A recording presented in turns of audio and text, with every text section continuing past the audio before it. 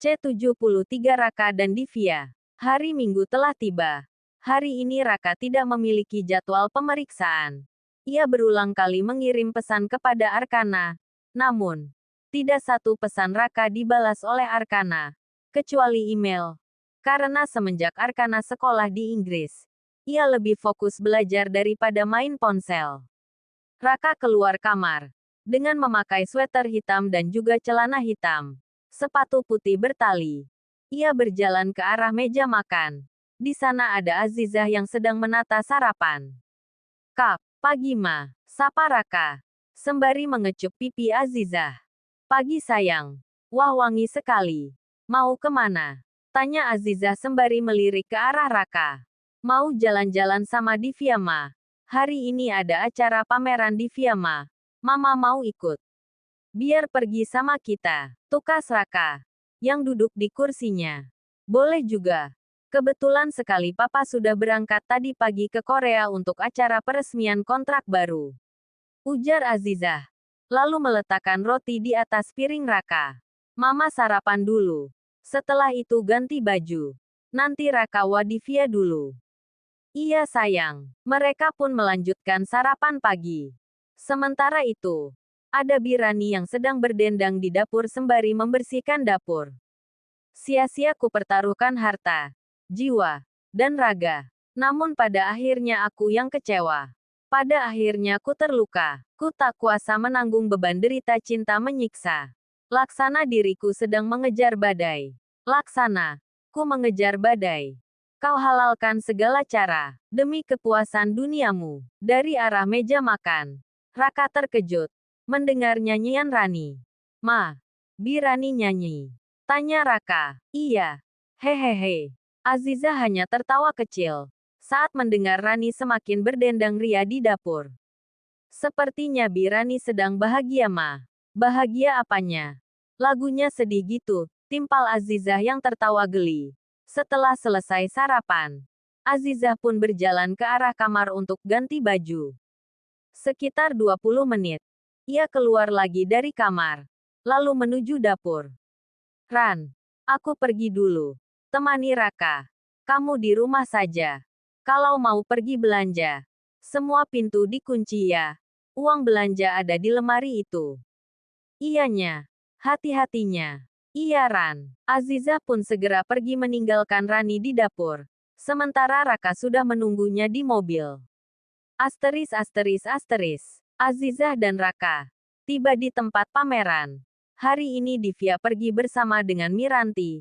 Jadi, Raka tidak perlu menjemputnya. Sayang, benar ini tempatnya. Petik 2. Benar ma. Aku sudah pernah pergi sekali ke sini. Dan benar di sini. Dulu perginya berdua sama Arkan.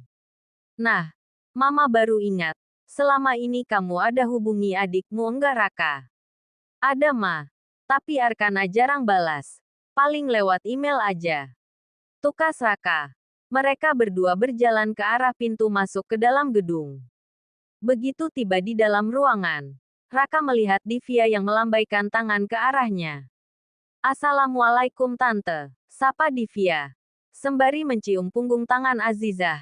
Lalu, Azizah memeluknya. Di mana mamamu? Mama sudah pulang. Ada hal penting yang harus mama kerjakan. Ayo tante. Divya bawa keliling. Azizah hanya mengangguk. Lalu mengikuti langkah Divya. Begitu juga dengan Raka. Ia tidak pernah tersenyum melihat ke arah gadis itu. Azizah sangat bahagia dengan suasana itu. Di mana ia dapat melihat Raka bahagia selalu tanpa terbeban dengan penyakit yang ia derita sebelumnya. Raka. Mama akan pergi mengangkat telepon papa sebentar. Kamu mengobrollah dulu dengan Divya.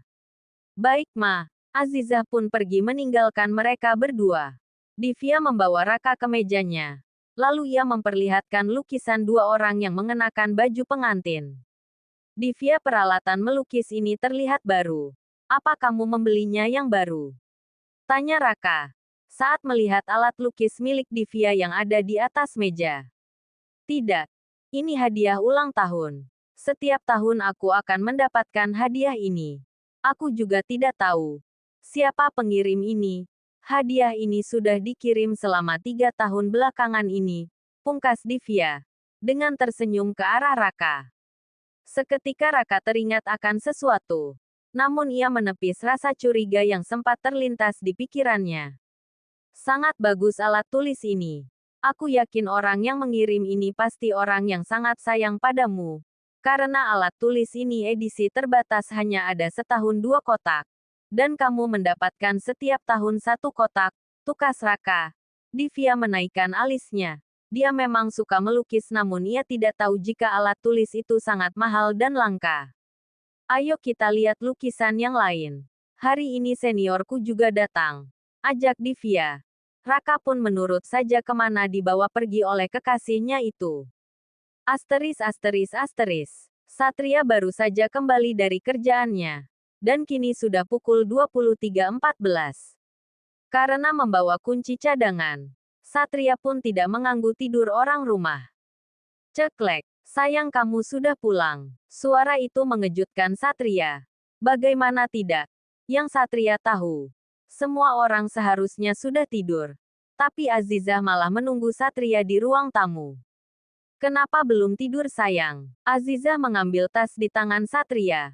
Lalu mencium punggung tangan suaminya. Serta mencium pipi Satria. Seperti biasa yang tidak akan dilewatkan Azizah kebiasaan itu. Satria juga mengecup kening Azizah dengan lembut. Aku menunggumu mas. Aku takut mas belum makan. Jadi aku bisa memanaskan sayuran untuk mas. Aku sudah makan sayang. Tadi aku mampir di restoran untuk makan. Aku takut akan mengganggu tidurmu. Tapi kalau tahu, kamu menungguku, aku tidak akan makan di luar. Karena makan bersamamu lebih nikmat. Satria tersenyum genit. Dan itu membuat Azizah tersipu malu. Sayang apa kamu sudah makan? Azizah menggelengkan pelan kepalanya. Satria membulatkan matanya. Kenapa tidak makan dulu? Ayo aku suapin. Azizah tahu. Satria pasti sangat lelah. Apalagi malam ini ia lembur. Dengan usianya yang tak muda lagi. Seharusnya itu akan rentan sakit. Aku bisa makan sendiri sayang. Kamu mandi saja dulu. Nanti aku menyusul, saran Azizah. Tidak. Kita akan sama-sama ke kamar. Aku sudah makan. Masak iya kamu enggak makan, ayo sini aku akan menyuapimu. Satria pun menarik kursi yang ada di meja dapur. Ia juga mengeluarkan semua sayuran untuk diletakkan di atas meja. Azizah hanya memperhatikan sang suami yang sedang sibuk itu. Sesekali ia tersenyum saat melihat tingkah Satria. Setelah semua tertata rapi di atas meja, Satria pun mengambil sedikit nasi dan lauk, serta sayuran bening untuk Azizah. Dengan penuh kesabaran ia menyuapi satu persatu sendok nasi masuk ke dalam mulut Azizah, sampai tidak tersisa di piring. Setelah Azizah selesai makan, keduanya pun berlalu ke kamar tidur, untuk istirahat. Keesokan paginya, di meja makan, Raka terlihat begitu sibuk dengan ponselnya. Raka habiskan dulu sarapanmu sayang. Nanti kamu telat ke sekolah. Sebentar lagi Ma, apa sih yang membuatmu sibuk dengan ponsel? Sehingga makanan pun kamu anggurin. Tanya Satria yang baru saja tiba di meja makan. Aku ingin memesan 1 kotak alat lukis untuk tahun depan Ma. Yang edisi terbatas itu. Kamu ingin membeli itu untuk Divya? Tanya Azizah. Raka pun mengangguknya tanpa beban. Mama tahu. Itu penting untuk kamu. Tapi kamu juga harus memikirkan dirimu sendiri. Makan dulu setelah itu minum obat. Mama akan mengantar, kan kamu hari ini. Sopir kita tidak masuk karena sakit. Oke Ma. Raka pun menyimpan ponselnya. Lalu melanjutkan sarapan bersama dengan keluarganya. Asteris. Sore hari di Inggris. Arkana baru saja selesai belajar bahasa asing.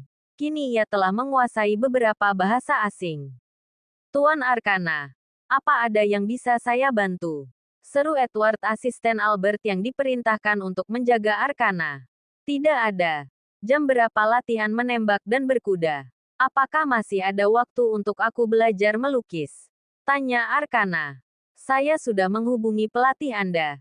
Jadwal menembak dan berkuda sekitar 2 jam lagi. Kalau Anda ingin belajar melukis, Anda harus bisa membagi waktunya. Sedangkan jadwal Anda sudah sangat padat. Apa tidak seharusnya Anda tidak perlu mengambil seni melukis? Tuan Albert hanya memerintahkan Anda untuk fokus pada sekolah Anda dan ilmu bela diri. Kalau Om Albert sudah berkata begitu, aku tidak akan melanggarnya. Ayo kita pergi ke lapangan. Lebih cepat lebih baik. Baik Tuan. Mari ikut saya. Edward pun mengantar Arkana menuju lapangan berkuda dan menembak. Dalam 1 minggu Arkana harus membagi waktu dalam 2 hari untuk melatih ilmu bela diri. Dan 3 jam dalam sehari untuk belajar bahasa asing. Selain bersekolah, tidak ada waktu Arkana terbuang sia-sia. Bahkan ia lebih sibuk dari orang lain. Arkana memiliki waktu tidur 8 jam. Ia harus tidur tepat waktu. Dan bangun telah waktu. Sungguh Edward mengajari Arkana dengan sangat baik. Dan bahkan kini Arkana sudah sangat mandiri dan disiplin. Di dalam perjalanan, Edward selalu berbicara dengan bahasa Indonesia. Karena hanya Arkana yang mengerti akan bahasa itu. Tuan Arka, bolehkah saya bertanya? Silahkan, sahut Arkana melihat ke arah pria itu. Kenapa Anda memilih untuk mengambil manajemen bisnis di sini? Biasanya anak seusia Anda lebih senang tinggal bersama dengan kedua orang tua mereka. Pertanyaan itu membuat Arkana diam. Ia enggan menjawab, namun memilih untuk diam. Itu seperti ia akan dianggap orang yang tidak sopan oleh Edward. Papa memiliki cabang bisnis di NY, jadi aku akan meneruskannya setelah lulus di sini. Aku punya tujuan datang kemari. Bukan hanya sekedar pergi meninggalkan rumah dan keluarga. Namun, tujuan dan mimpiku sangat besar. Aku memiliki tanggung jawab di pundakku kelak. Dan aku hanya ingin menjadi anak yang selalu dibanggakan mama dan papa. Arkana tersenyum. Namun tidak menunjukkan kalau ia bahagia jauh dari kedua orang tuanya. Edward dapat merasakan itu. Maaf jika pertanyaan saya lancang Tuan. No problem. Sekali lagi. Arkana tersenyum dan membuat Edward sedikit lega. Perjalanan yang mereka tempuh lumayan jauh. Namun karena mereka asik mengobrol tak terasa Edward sudah memarkirkan mobilnya. Ceklek. Silahkan Tuan. Edward membuka pintu untuk Arkana. Terima kasih Paman. Edward hanya tersenyum. Meskipun Arkana dikenal pria yang dingin di villa. Tapi ia masih bisa bersikap begitu sopan kepada Edward. Edward segera mengantar Arkana menuju lapangan berkuda. Setelah memilih kuda yang akan ia gunakan untuk berlatih. Lalu Edward pergi untuk memeriksa ruangan pelatihan lainnya. Beberapa jam telah berlalu. Arkana pun selesai berlatih. Dan Edward membawanya kembali ke villa. Di dalam perjalanan, Edward melihat ke arah Arkana melalui spion depan. Arkana terlihat begitu lelah. Namun ia tidak pernah sekalipun mengeluh di depan Edward. Padahal ia bisa saja meminta libur kepada Edward, hanya saja Arkana memilih untuk diam dan patuh menjalani kehidupannya itu. Sampai di villa. Mobil berhenti tepat di depan pintu utama dengan jarak beberapa meter. Seperti biasa Edward turun lebih dulu. Untuk membuka pintu mobil. Ceklek, Tuan Arkana. Silahkan turun. Kita sudah tiba. Ujar Edward. Namun tidak ada tanggapan dari Arkana. Di saat Edward melihatnya, ternyata Arkana tertidur dalam perjalanan pulang. Tuan Arkana, panggil Edward dengan pelan. Ia mulai membangun, kan Arkana. Karena bagaimanapun ini baru jam 19 Arkana harus membersihkan diri. Serta makan malam. Setelah itu, ia baru mengulang pelajaran dari sekolahnya. Tuan Arkana, iya. Maaf Paman. Aku ketiduran. Arkana pun segera turun. Dan sedikit menunduk kepalanya dengan sopan. Tuan masuklah. Anda perlu membersihkan diri Anda. Setelah itu, aku akan menunggu Anda di ruang makan. Baik, Arkana segera masuk. Begitu pintu terbuka, pelayan sudah menunggunya di depan pintu. Tuan, air hangat sudah disiapkan. Makan malam juga sudah siap. Baik, Arkana langsung menaiki satu persatu anak tangga menuju lantai atas. Begitulah hidup Arkana sekarang. Waktu sangat berharga untuknya. Bahkan ia tidak memiliki waktu untuk menyentuh ponsel. Padahal dulunya Arkana termasuk orang yang paling suka bermain game di ponsel. Tapi sekarang waktunya habis untuk memperbaiki diri agar menjadi orang yang sukses.